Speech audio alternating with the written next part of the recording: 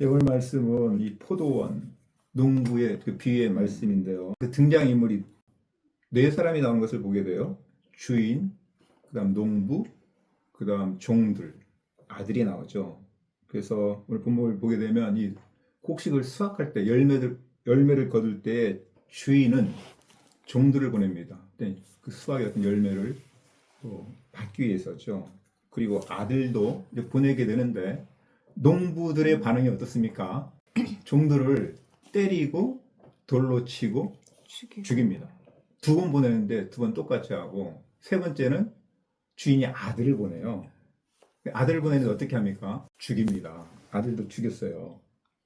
그 말씀이 33절 한번 보면, 다른 한 비유를 들으라. 한 집 주인이 포도원을 만들어 산울타리를 두르고 거기에 죽지 않은 틀을 만들고 망대를 짓고 농부들에게 새로 주고 타국에 갔더니 열매를 거둘 때가 가까우매 그 열매를 받으려고 자기 종들을 농부들에게 보내니 농부들이 종들을 잡아 하나는 심히 때리고 하나는 죽이고 하나는 돌로 쳤거늘. 38절 농부들이 그 아들을 보고 서로 말하되 이는 상속자니 자 죽이고 그의 유산을 차지하자 하고 이에 잡아 포도원 밖에 내쫓아 죽였느니라.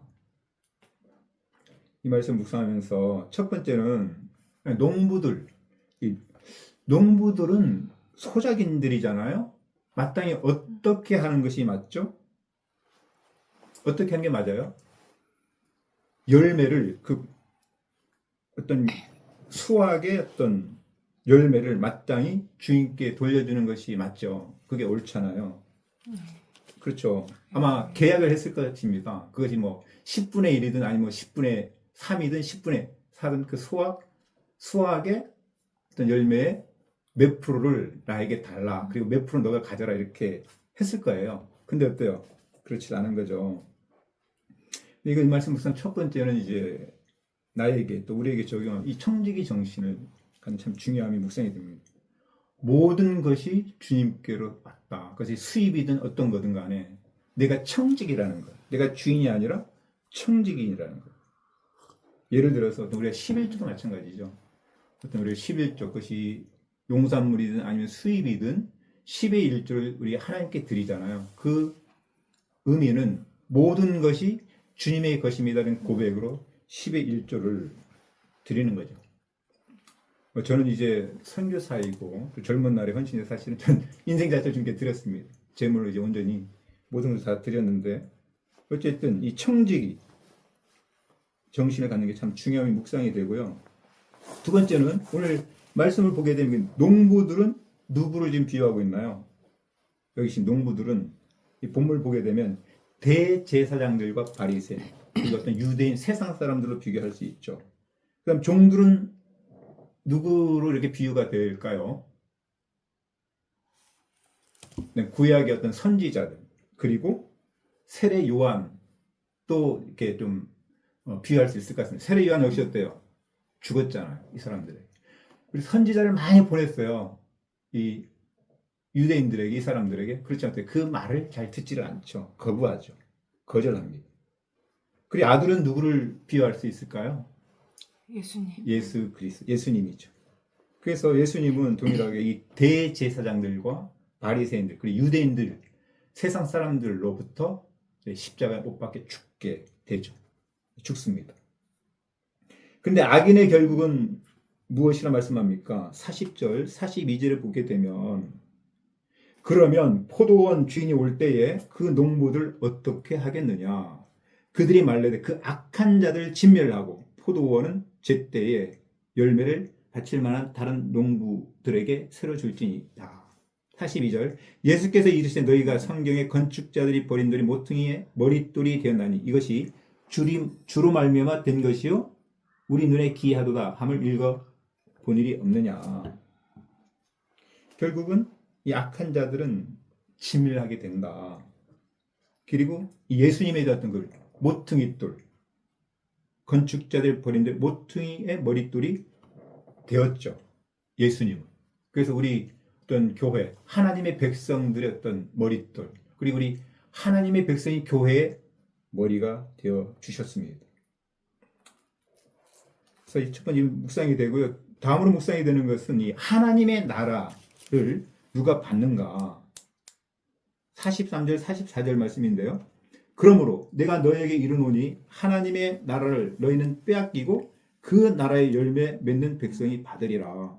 이 돌 위에 떨어지는 자는 깨지겠고 이 돌이 사람 위에 떨어지면 그를 가루로 만들어 흩으리라 하시니라.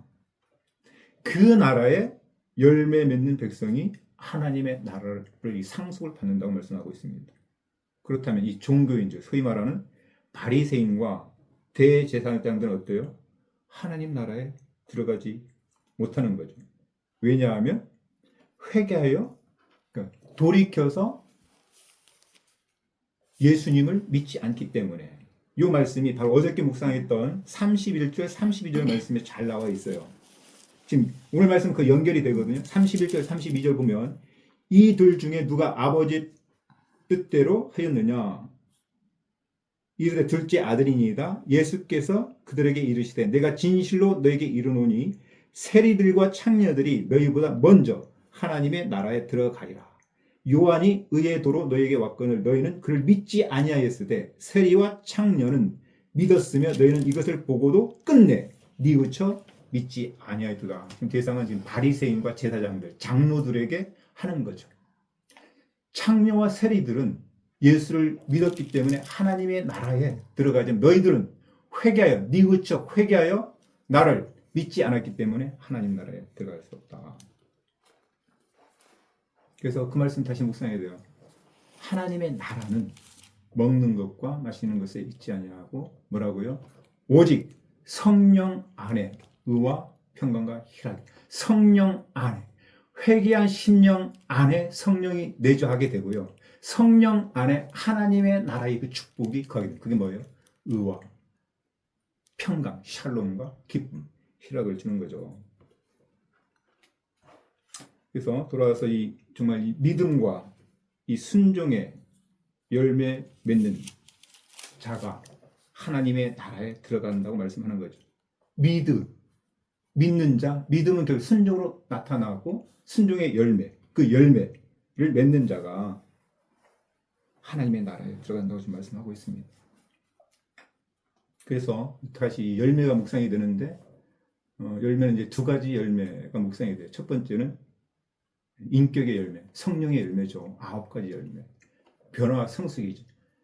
믿음, 예수님을 믿는 하나님의 자녀는 반드시 그 열매로 순종으로 나타나요. 그래서 그 변화, 성숙, 인격의 열매가 나타나고 또 하나는 복음.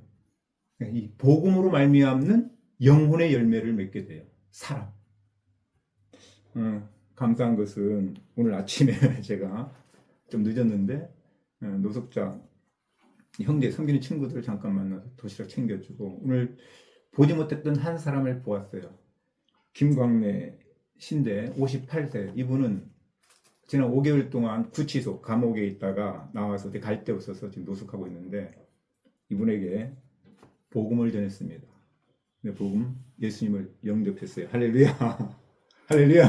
아멘. 예수님을 영접한 너무도 감사합니다. 그래서 정리하면 그 포도나무 비유의 말씀 요한복음 15장 말씀도 다시 같이 묵상이 되는데요. 포도나무 가지의 비유. 그래서 거기에 보게 되면 그 15장 제가 이 말씀 잠깐 읽으면서 좀 마무리하고 싶은데 요한복음 15장 2절 하고 8절 같이 요한복음 15장 2절에 보면 오늘 말씀이 연결되는데 무릇 내게 붙어 있어 열매를 맺지 아니하는 가지는 아버지께서 그것을 제거해 버리고 무릇 열매를 맺는 가지는 더 열매를 맺게 하려 하여 그것을 깨끗하게 하느니라. 6절 사람이 내 안에 거하지 아니하면 가지처럼 밖에 버려져 마르나니 사람들이 그것을 모아다가 불에 던져 살았느니라. 이렇게 제사장과 이런 종교인들 이 바리새인들은 버려져서 불살을 당하게 된다는 거죠. 8절 너희가 열매를 많이 맺으면 내 아버지께서 영광을 받을 것이요 너희는 내 제자가 되리라. 이게 하나님 나라 백성의 특징입니다. 열매를 많이 맺게 되면 하나님께서 영광을 받게 되고 그것이 바로 주님의 제자인 그 증거가 된다. 오늘 나에게 이제 적용하면 또 우리에게 적용하면 내가 어떤 형식적인 어떤 종교인 외식하는 자가 아니라 교회만 다니는 그런 형식적인 종교인이 아니라 날마다 믿음으로 순종하는 열매 맺는 주님의 제자 하나님 나라 백성이 되기를 간절히 소원합니다.